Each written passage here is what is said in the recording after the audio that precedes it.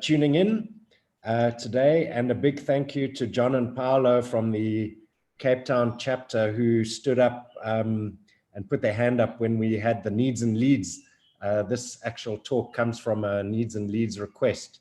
I think from the learning chapters, we kind of get a feel for what people are looking for on the needs and leads, and I'm very pleased to say that we were able to get something going out of that discussion that was going on. So without further ado, a big welcome, as I said, to John and Paulo from Ultimate Media, which is a radio and audio specialist agency servicing major national brands and media agencies.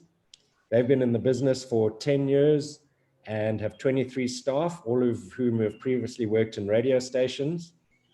John Walls, whom I'm going to hand over to right now, is an EO member of the Cape Town chapter and has been with EO for the last 6 years now. Paulo is the head of creative at Ultimate Media. He's been in radio for more than 20 years and has a reputation of being one of the most innovative in creative radio. So without further ado, John, I'm going to hand over to you and then over to Paulo.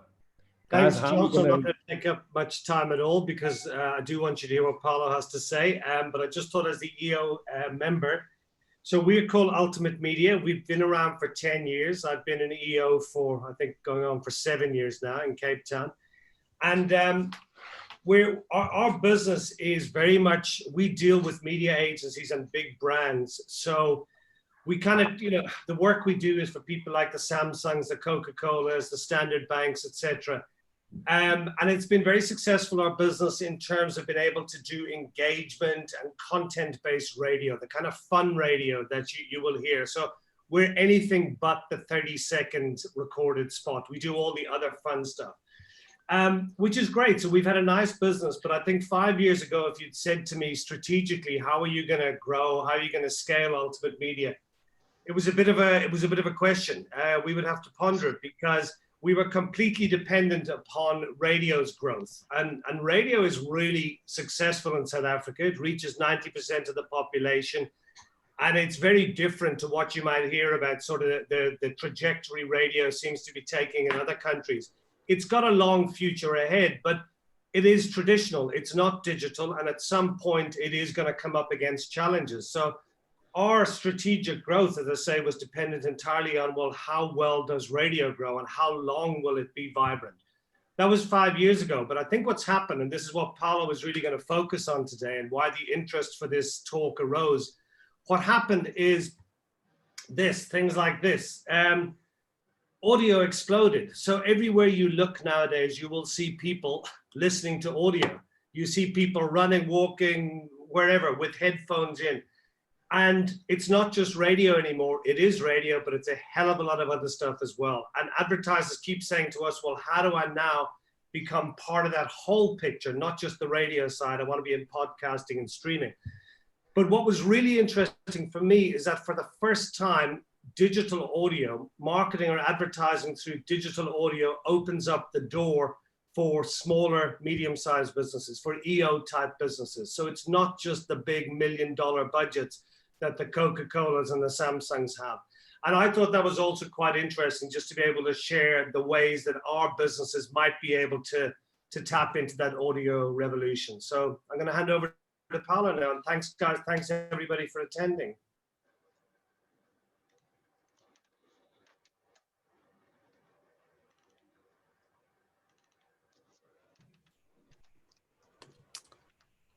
All right, morning, everyone.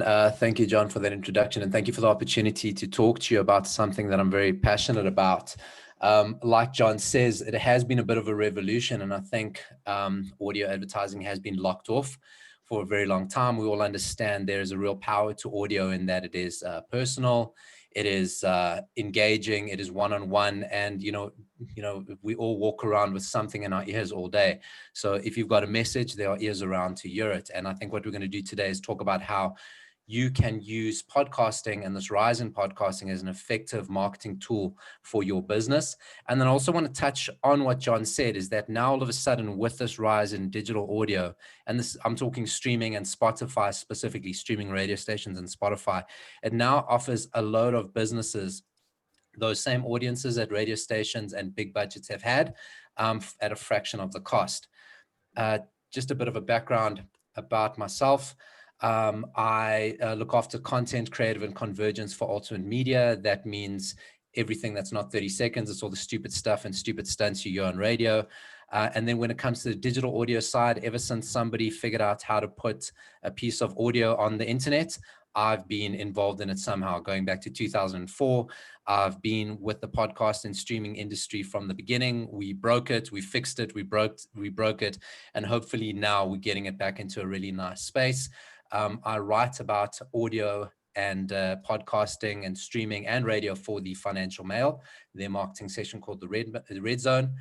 And for my guilty pleasure, I host a 80s music podcast on Cliff Central, which is a nice place for me to practice what I preach. So everything that I do talk about, I apply there. And I think it gives me real hard lessons, live lessons to figure out if what I'm talking about really works. I think to start off in what is podcasting, whoever you talk to is going to give you a different definition, whether it's a producer, a guest, a contributor, a salesperson, a radio station, a podcaster. Everyone's going to give you a different definition of what podcasting is. And you probably all have your own definition and conception of it. So what I want to do, just to start us off all on the same page so that we come from the same point of view, is what is podcasting in the context of this? And I think it is very, very simply put, as podcasting is basically audio Netflix.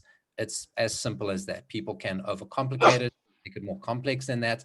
But I think if you take your relationship you have with Netflix, in that it is on my phone, on my tablet, on my gaming console, on my TV, on my laptop, and I can consume a whole lot of different stuff, whether it be comedy, drama, short form, long form, sport, fiction, non-fiction, anything I want on whichever device I want, but most importantly, whenever I want it. So if you think about how Netflix has made TV schedules redundant, streaming and podcasting in particular has made the radio schedule redundant. You no longer have to wait for radio to tell you, hey, I've got a great interview with somebody at 9 o'clock. You now go, I want to hear that interview whenever I want to hear it. So simply put, it's very easy to understand. Podcasting is Netflix for radio. Same relationship, same type of content. Is podcasting a little bit of a thing? I don't want to do too much of this sort of stuff, but I just want to show you some validity in podcasting in South Africa. If we're talking major metros, we're talking people living in the urban areas of Joburg, Cape Town, and Durban. 10% of people there are listening to podcasts. And the age range is very interesting. If you have a business and you need to sell something to somebody, from 15 to 54, those are people whose parents have money. They will make their own money. They're making their own money and they have money. So I think as a business, you start to understand why there's a lot of potential in something like this. 10%, do you go, that's a big audience? It's not 10% of all South Africans. I would say they're probably, my estimate is probably about 300,000 South Africans listening to what we call traditional podcasts, which makes that a decent sized audience. That's the size of a good community station. Again, the income bracket is very important for me. Over 25% are earning 30,000, or 25% are earning over 30,000 Rand per month. So if you're in a business, you got something to sell, you got something to promote, these are the right people that got money to spend on it. They're loyal, so they listen to up to 4 podcasts a week. So between 1 and 4, that is a good number. I don't think of anybody who watches 4 movies a week, listens to 4 hours of radio a week, in that sort of demographic. So they're got the income and they're loyal, and most of them listen to a full podcast. If you think about your experience, even with radio, you listen to bits, and we, obviously we push both, but we know people listen to radio 15 to 20 minutes, where they listen to podcasts for a full hour or 2. And why I just wanted to put this section, and why I want to close with this, is that Alex Blumberg, he is a podpreneur. He owns the biggest podcast network in the world, $100 million plus. He's done it multiple times. And basically what his take on it is, it's such a no-duh statement, is a lot of people listen to podcasts because they want to learn something and be entertained along the way. That's true of newspapers, books, TV, whatever you do. But I think it just shows the simplicity of podcasting. I think a lot of people, myself being one of those included, in that period where we were breaking podcasting, we're making it more complicated than it is. It is Netflix for audio, and people just want to hear cool stuff by cool people. And that's really how simple the medium is. why we think there is a major opportunity for podcasting for businesses to use as a very powerful marketing tool. Those of you who have been in business and use different tools to communicate with, whether it be clients, whether it be your suppliers or whoever you need to talk to, is we feel very much like that blogging and emailers were the domain of the 2000s, and people used those very successfully. In the 2010s, corporate video took over and everybody was turning towards having a video strategy, a lot of video. Everyone's got to have a corporate video. You got to communicate with video. You got to spend and waste a lot of money on video. That's sat in the last decade. And I really believe that the 2020s, even with all the upheaval that is going to come, we really do believe that the 2020s is going to be the age of the podcaster. Podcasting and the podcaster. We see, like John said, it's the rise of the earbuds. More and more people are integrating smart speakers. More and more people are connecting Bluetooth in their cars. So there's just going to be this massive explosion over the next 3 to 5 years at least, because everything moves so quickly. But podcasting is definitely a key way and a very, very powerful tool to communicate with your clients and your consumers. So I think a lot of people, that want to get into podcasting, I'm sort of going to go through a checklist now of going, well, what do I need and where do I start? And please, as we go through this, please just stop me and ask any questions. I think Josh will monitor the questions, just drop them in the chat, and then Josh will stop me to answer anything as we go along. I get very excited, so I'm trying to slow myself down. I am a motor mouth, but I'll try to go through this in a coherent way and try to sound smart. If you want to start a podcast, I think it is actually easier than you think. There is a checklist that you can go through, and it's actually going to be in a way that most people may flip around. Is this the textbook way to start a podcast? Is this the way you'll find on YouTube? Is this the way Americans start podcasts? And I'm going to say no. This is a way to start podcasts developed by South Africans for South Africans. And I think that is so, so important, because it's very easy to look at America and go, oh, how do they do podcasts, and try to mimic that. You are going to get nowhere. This is about going, what is our South African environment? Who are we talking to? How are we talking? And in your context, a podcast as a business tool and as a marketing tool, how do we do it? And I think straight up, all of us know, nobody gets into podcasting to make money. You use your podcast to help your business make money in other ways. So this isn't the Joe Rogan get rich quick scheme. It is a very effective way to build up a podcast. I think the first thing to look at in a podcast is, do you have a built-in audience? The hardest part of a podcast is building an audience. You can start there as zero and you go, okay, well, where do I go? And I think if we're looking at businesses and go, how do we start a podcast? Where's the relevance? Where does my audience sit? We have all become content creators. We all have Facebook. We all have LinkedIn. We all have some sort of social media. We have mailers. We have pockets of people that we need to talk to that we can activate to be part of our podcasts. So I think when you're thinking about it, you go, where does a bulk of the people I'm talking to sit? Where do I already communicate with them? I know loads of business use mailers very well. And I think it's just about thinking about that and going, where can I take people from and convert them into a podcast listener? My sort of it's an ambitious number, but I think it's a good guide, is to say, if you can convert 10% of people consuming your message into a listener, that is really powerful. So I think all of you will sort of do the calculations, go, how many people do I have sitting in mailing lists, et cetera, and how many can I convert to a podcast? Because that goes, how big is a podcast audience? And I go, well, that's how big your podcast audience should be. Okay, don't worry about hundreds of thousands if you don't have access to that many people. Start off with going, who do I have access to? And then we get 10% of them at least to listen. And the other 90% to use those channels to go, hey, we're doing a podcast. Here's who we're talking to. Here's what we're talking about. Even if they never listen, make them part of your content experience. And they go, so-and-so has a podcast. I don't listen, but that sounds cool. And they sound like innovative people. Likewise, your audience sits in webinars. We've all been doing webinars. We've all been part of that. Has there been interest in a webinar that you've done that people go, hey, I like that content. I like your style. I like what you talk about. Give me some more. We could activate that. And then I think also understand, will your podcast be internal or external? Okay, so is this a tool to reach your consumer base? Is this a tool to reach the people you do business with? Is this just a tool for your staff? We all know how hard it is to get staff into a meeting room these days. maybe a podcast is a really nice, innovative way to do it instead of your internal newsletter, your internal mail, whatever you do to communicate with your staff. This could be a really nice way. I'll tell you, we do a project for the Gautrain, and that's what they do, is that they have developed an internal comms podcast. And obviously over the years, there's been a lot of brain drain in the business as people's contracts has finished. They've got jobs overseas or gone back overseas, and a lot of knowledge has left the company. But as they go along, they build up this podcast series, 20 minutes, very casual, chatting with the person. What's your experience in the project? How did you learn this? How did we upscale in digital? How did we handle this? How did we handle legislation? And what they do is they then put it on the internet, and new staff that come in then download and listen on their own time.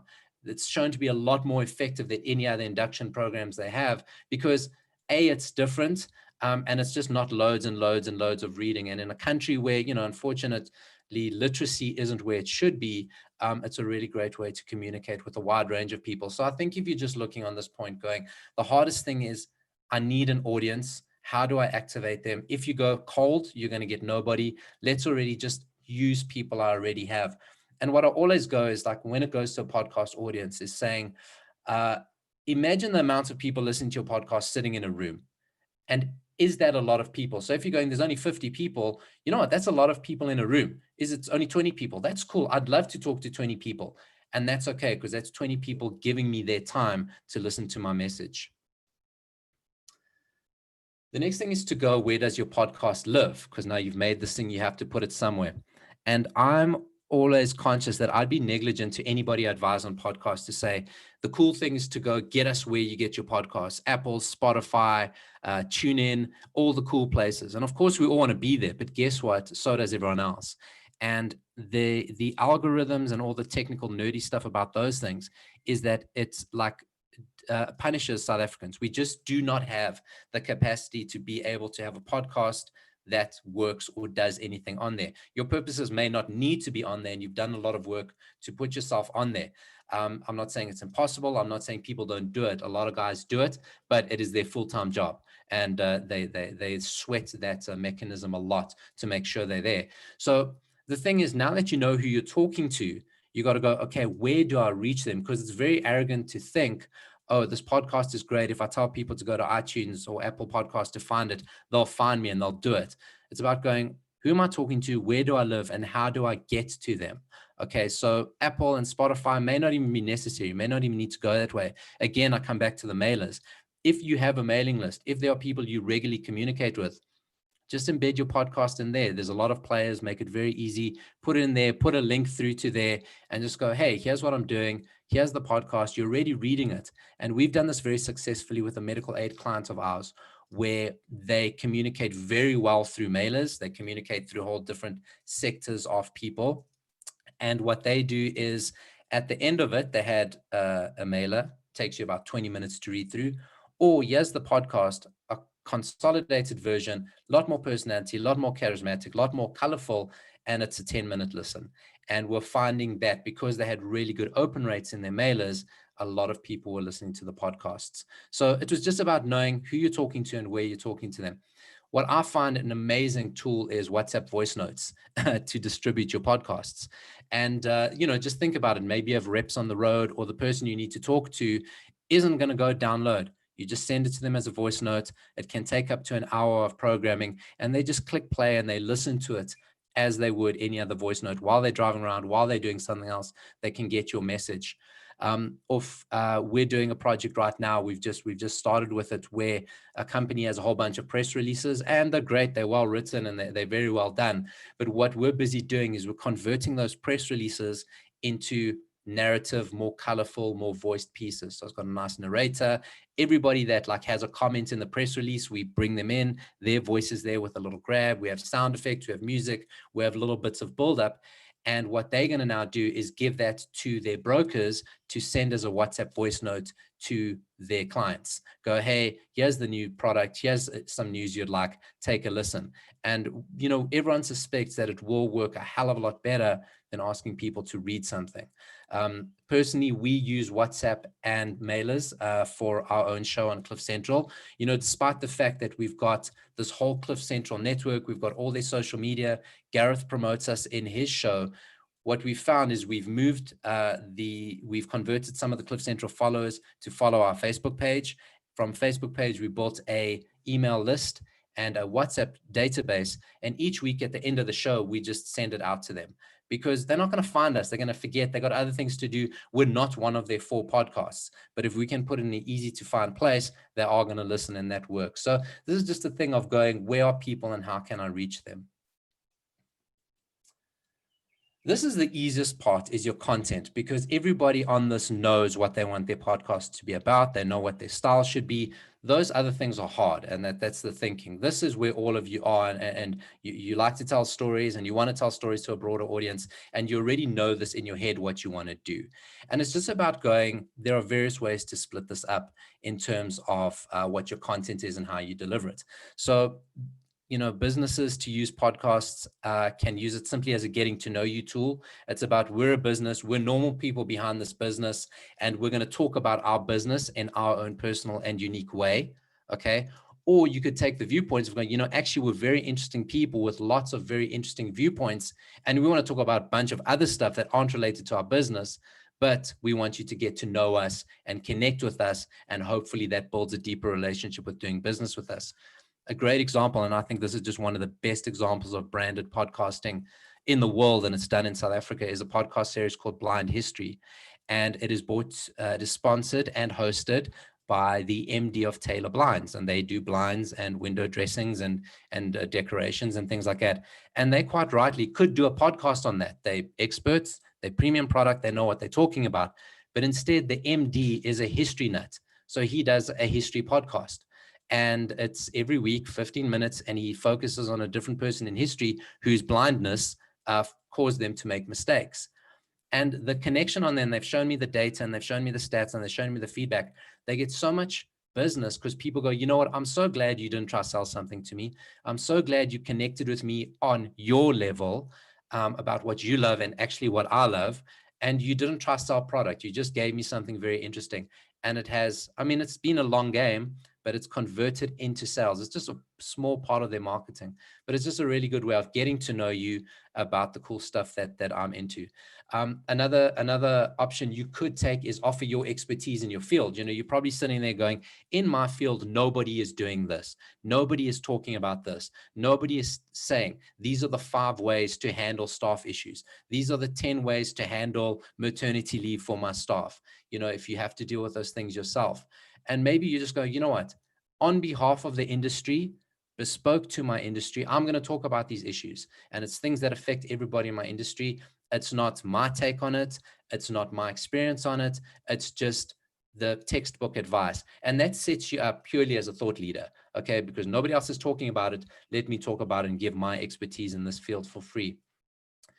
And I think what is a powerful tool is we have great networks. So leverage those. You know, everybody on here probably has somebody in their industry who's notoriously hard to get hold of, who is very important to get hold of, who is very key to talk to. And you could probably use your podcast to just do that. So maybe you're interviewing somebody, maybe you're pulling together hard to reach people, and you're pulling them into a podcast and talking to them. And your industry will just go, wow, look who they got hold of. That guy never answers the phone. That guy never talks to anyone. And hey, just because you holiday with him or your kids go to the same school, you have that connection, you can bring that forward. And it just shows you as the guy to go to. You know, from our own experience, Alton Media, we produced a podcast series that did just this, and was 8 episodes, and 4 of them spoke to key decision makers within the media agencies. So it showed from a business side, hey, these guys get people to talk. And then we also spoke to the 5 biggest radio presenters in the country, just about their experiences during lockdown. And again, it was like very chatty, very personal. We're just mates and we're just talking. And that came across, and the feedback people were saying is, wow, look at your contact list, look who you're leveraging. And it sort of sets people up of going, wow, these are the people to talk to. So these are just things to go, I know who I need to talk to. I know where to find them. I know where to put my content. And this is very easy to go, okay, now I need to figure out what I want to say to them. And like I said, I pretty much reckon everyone has in their head what their podcast will be. This is the one part that I find holds people up the most, is the technical setup, because we all like gadgets and we all like toys and we all like having cool things. We go, I'm not going to do my podcast until I have a mic. I'm not going to do my podcast until I have this. I'm not going to do my podcast till I'm set up, till I have a camera, till I whatever. My advice is, if this is what you're waiting for to start your podcast, don't wait for this. Okay. You would have gone through a checklist of the other things. That's the easy things to tick off. There are a million different solutions depending on what you need, but don't let this hold you up. If you feel and you go, you know what, everything ticks the box, I can get all these people, I can get all these things done. Editing software is relatively easy. I'm just going to plug in my headphones and I'm just going to do this. Okay, and I'm just going to do my podcast. Because even with the best equipment, the best setup, your first podcast will still sound terrible to you. Your second will be worse. Your third you'll hate, and then eventually you'll get into it. So in terms of a technical setup, I just say, do what you're comfortable with. There is no return on investment on this. So this is just your toys that you're just going to play with. Scale as you go along. And just don't wait for the technical to be perfect before you start your podcast. Get all the other things in place. And I think the beauty of this world that we've been working in is that we've all come to realize that if my content is right, I'm speaking to the right people in the right places, how I sound is actually fourth in the list, quite literally. I mean, I've heard from BBC to ESPN sounding terrible. The guys are speaking on their headphones, on their phone. And me as an audio person, it bothers me for 10 seconds. And then I go, you know what? They're talking about cool stuff. I actually don't care. And for normal people, they're not going to worry as long as your content is good. You're speaking to the right people. You're speaking to something that's entertaining and that they're learning from. So that's the side of it. And if you do want to talk to somebody about your technical setup, obviously we are happy to help, but just beware of, if you're going to talk to people in the AV game who's selling audio, visual microphones and that's their game. So they're going to sell you a lot of stuff that you may not need, that may be too complex for you. I'd recommend maybe start talking to somebody, a sound engineer, a sound producer, because they're used to doing a lot with very little, and they'll understand what you need and give you quite like an honest opinion in your setup, because it's not in their interest to sell audio video equipment. I work with all of them, and there's nothing wrong with guys who do that, but they may just end up, I've been in places and looked at people's setups and go, wow, this is amazing. How many podcasts do you do? And they go, well, none. I don't know how to connect things. So, don't get yourself into that, because then you're going to hate podcasting. It was a waste of my money. But I think the most important thing is you don't have to do it yourself. There are a lot of ways, because it's intimidating. You all have businesses to run. That is your expertise, and you don't want to get sidetracked. Unless you want to do podcasting as a hobby, that's mine. I don't play golf. I do podcasts. So that could be your thing. But there are loads of different ways to get into podcasting with people that know. Obviously, people like ourselves, Alton Media, we can always point you in the right direction. But there are loads of podcasts, and probably some you even listen to, local guys that, like me, they do it for the passion. They love it. They don't make any money on it. It's a lot of man hours every week, but they do it because they love it. And you may have a connection in a way your business can actually go to them and say, listen, I want a JV. I don't just want to be a sponsor, maybe a co-host, maybe a guest, maybe a segment, but I've got a little bit of money I want to put into a podcast. You've done the hard work, you've made the mistakes, but you have the audience. Let me actually just partner with you, and let's figure out a way we can do a podcast together, with a little bit of funding from me, less commitment of my time. Let them do all the hard work. You come in and do your little bit, show your expertise. Because I think the scary thing is going, you are an expert in your space. You may not be a podcast expert. By trying to do the two, you're actually going to show yourself as a bad podcast host, and then you're going to diminish your expertise because you can't get yourself across. So don't feel you have to do it yourself. Another way is to, I did talk about partnering with a podcast who's out there already. So I think just look at that, and there are people, and podcasters are easy to get hold of because they're self-promoters of note. So maybe just look at a way to work with them. Likewise, get in touch with the production studio. Let those guys do a lot of hard work. They can send you around to the right people. Ultimately, you as a business owner, as somebody who wants to use podcasting for your business, don't spend more than an hour on a podcast per episode. Okay, find people that can then spend the 2 or 3 hours extra. Paulo, I've got a question here from Calvin. He's asking, what's the best way to track listenership or success? Do you have sort of stats like you do with Facebook and and that follow it, you know, how many people are following you, etc.? Yeah, so that's a multi-layered question, and I think it's all going to depend what your success is. Okay, so of course there are listens. Any player that you use or anywhere you load your podcast is going to give you stats, is going to give you data of people listening, how long they're listening, where they're listening, and in some cases will give you a demographic profile. Depends on which one you use. So everything you use will do that. My approach is to say it is more a holistic audience thing, right? So it's almost, you go, if I've got a podcast, I go, right, there are 100 people that listen to the podcast every week. However, from that podcast, I cut my favorite piece out and I load that onto Facebook as a little video, and 300 people watch that. So, okay, now I've got 400 people consuming my content. Then I just transcribe my podcast to make written notes, and I put that out there and 20 people read that. So now all of a sudden you're building this audience, not necessarily out of your podcast, because we're not going to, as you know, as doing a podcast for your business, you're not going to reach those massive and those crazy numbers. So it's just about using this as a multi-platform tool across a whole lot of segments, but it's about building an audience and bringing people into your content through your podcast. Great. I've got, sorry, one more question from Helen. Can you share more on limitations for South Africans to Spotify and iTunes? So there are no limitations. It's just very hard. I would tell you there is one person in this country who I actually outsource that side of the job to, because he really understands how to work Spotify and iTunes. In terms of you loading your podcast on there, it's complicated, but it's not impossible to understand how to do it. There are a lot of like aggregators that you basically just load your podcast into, click a whole lot of tick boxes, and then it sends your podcast to all those people. So actually getting your podcast on there is not hard. What then happens is that Apple rates your podcast based on reviews. So now not only are you getting people to listen to your podcast, you've all heard podcasts where it goes, leave a review, give us a rating and a review. They need to do that or their podcast falls off the face of the earth. So when people go football podcast, if you get a lot of 5-star reviews and engaged reviews, it's not about people clicking 5 stars and writing a review. It has to be positive. It has to tick a whole lot of boxes that Apple needs. Then it pushes your podcast up the algorithm. So it's no longer about listens, because people were gaming the listens. They were figuring out how to write scripts and codes that would give fake listens. So that's why they changed it to this review sort of system. It's hard for people to leave reviews. They got to register, they got to log in, they got to have an iTunes account and all that stuff. So it's a lot of steps to go through for what I believe will be very little output.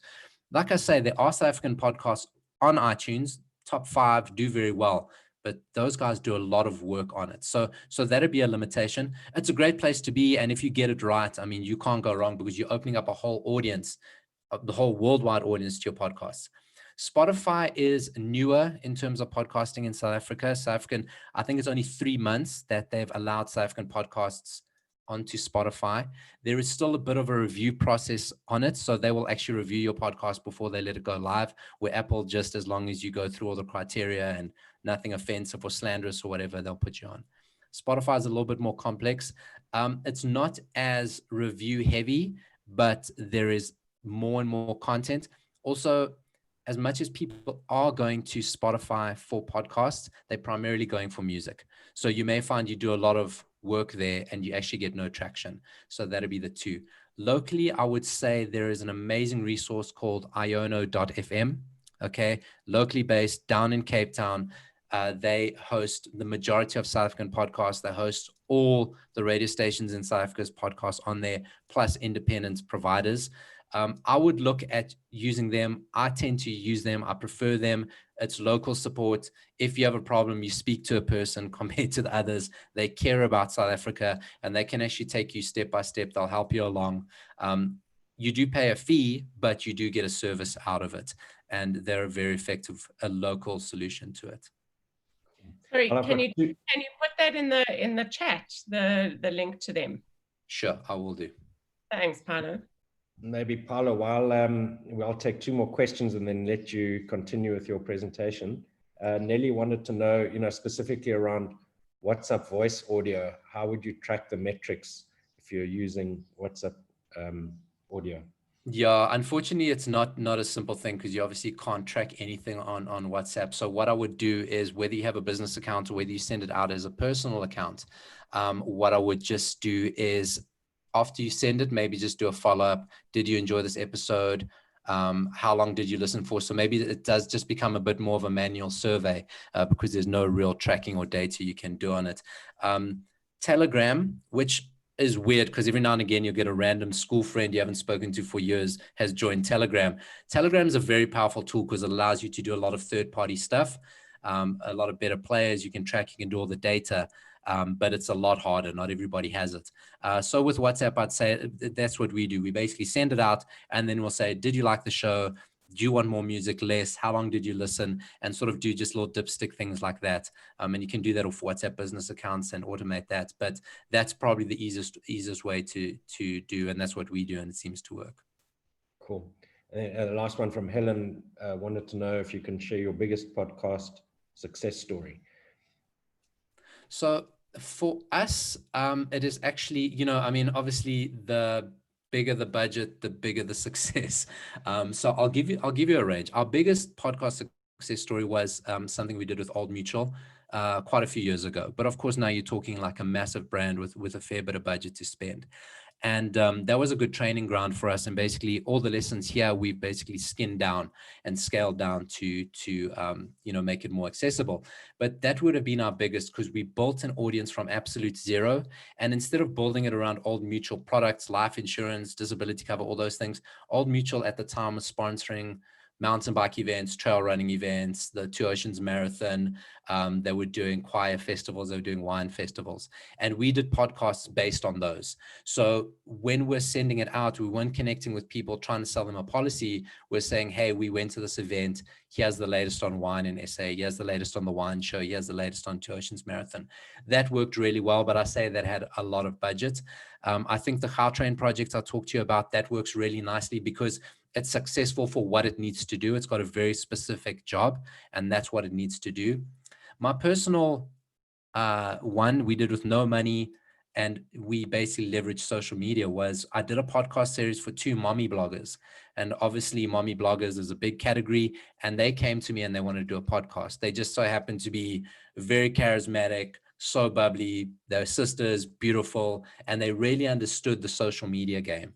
So we basically looked at that. They have a massive following, read their blogs, follow on social, follow on Instagram.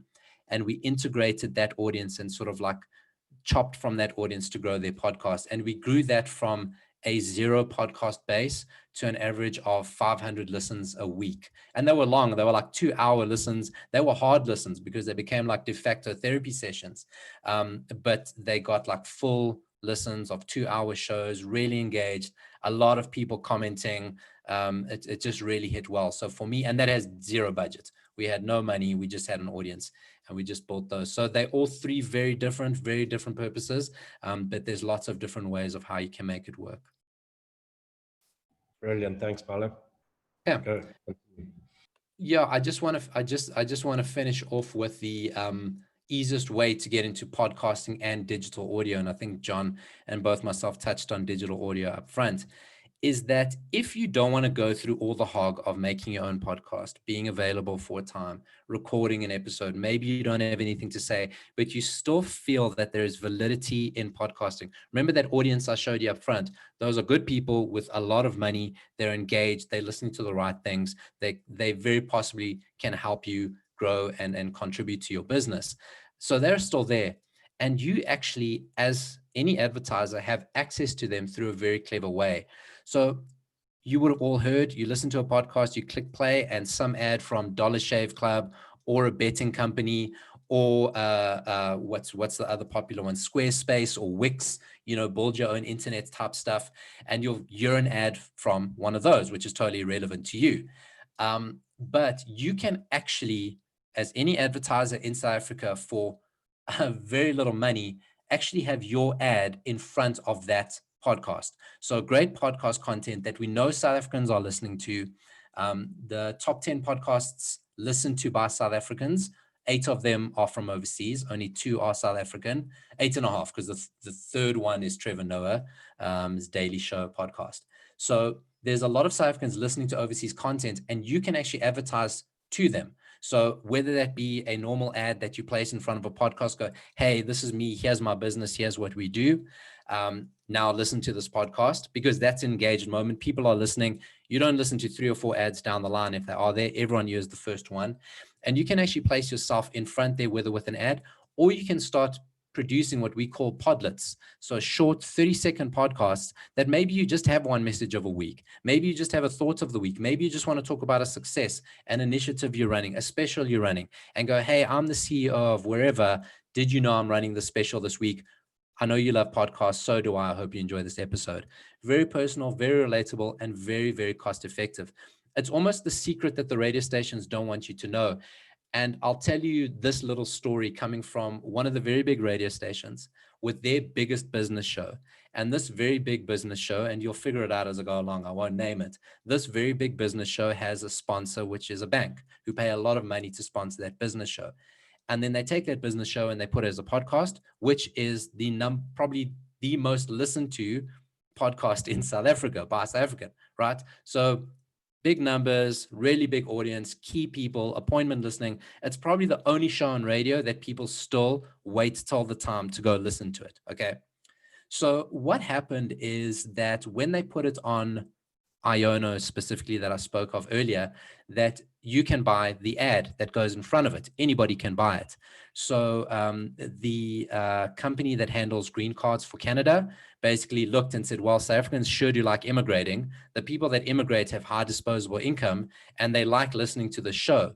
So what they did, pure guerrilla marketing for very little money, bombed an ad at the beginning of the podcast. So people press play and it goes, hey, listen, it was something like this. We know you're interested in business news, but the markets don't look good. And I'm sure you're considering your options. Did you know that it's never been easier to get a Canadian green card? Here's how, here's where, here's what you do. This podcast information is brought to you by greatnorthvisa.com. Totally guerrilla. They owned the space. They completely bombed it, took over. And oh, by the way, now the show starts with the bank sponsor who you've forgotten because that's not the first ad. Your heads moved from there. I sort of worked out that they probably spent what they spent to target thousands and thousands of people wouldn't have got them 2 ads in that show, like 2 ads once, where they were able to bomb and target thousands and thousands of people for weeks at a time. So it was totally guerrilla, but it was a very clever way of doing it. The station was falling apart. They were upset. Their sponsor was upset. And they're just like, well, it's somebody who knows how to game the system. So it's as easy as buying a Facebook ad, doing some of this stuff. But it's a way of getting into this podcast world, in this podcast environment, leveraging that massive audience, that valuable audience we spoke about, if you do want to go that broad and be B2C, in a very cost-effective way. You're still in podcasting, you're still producing something, you're still in the space, but you're not doing what we'd call a traditional podcast. And this sort of advertising is available across all the radio station streams. So if you listen to any radio station on the internet, you can sort of place this sort of advertising. Likewise on Spotify within playlists and within Spotify podcasts as well. So it's a really viable option. But like I say, this is if you want to really go into the B2C market, speak to consumers, but you may have potential clients sitting in there as well.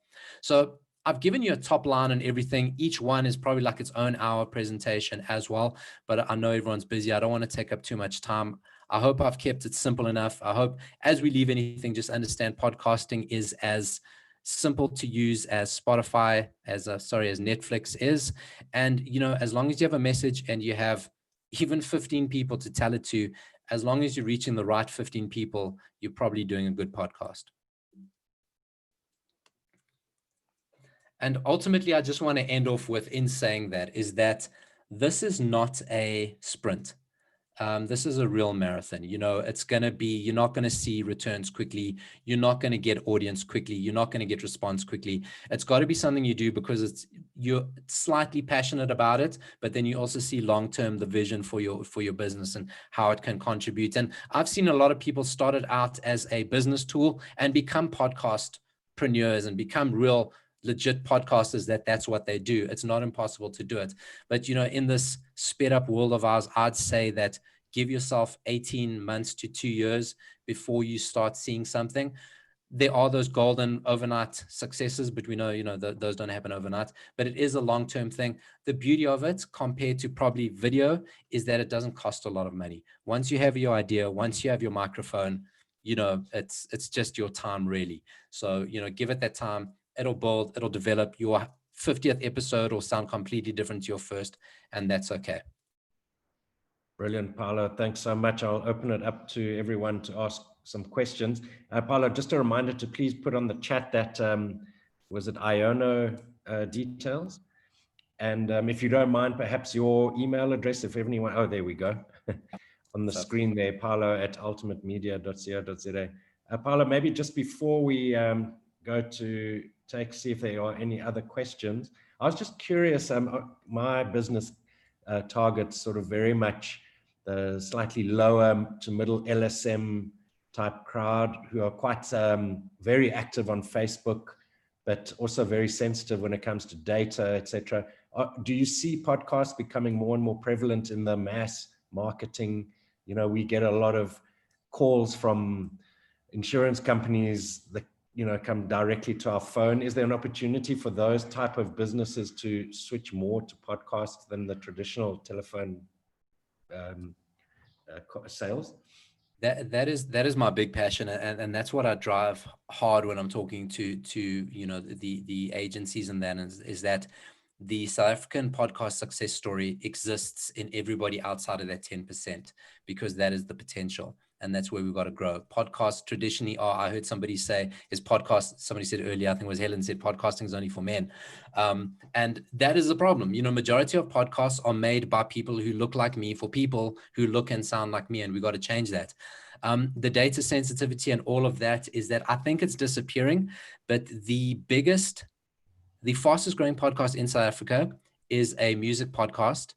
It is hosted solely on YouTube, and the guy figured out that he puts his podcast on YouTube. He's very tech savvy, but he went because a lot of people in his target market, lower LSM, who are data sensitive, get YouTube bundles. So watching YouTube at certain hours doesn't cost them as much. So that's why he puts his podcast there, to grow his audience, and he grows it specifically in that genre. And his podcast is about music, and the video is it looks really great, but it's nothing. It's basically a Zoom call with people with microphones.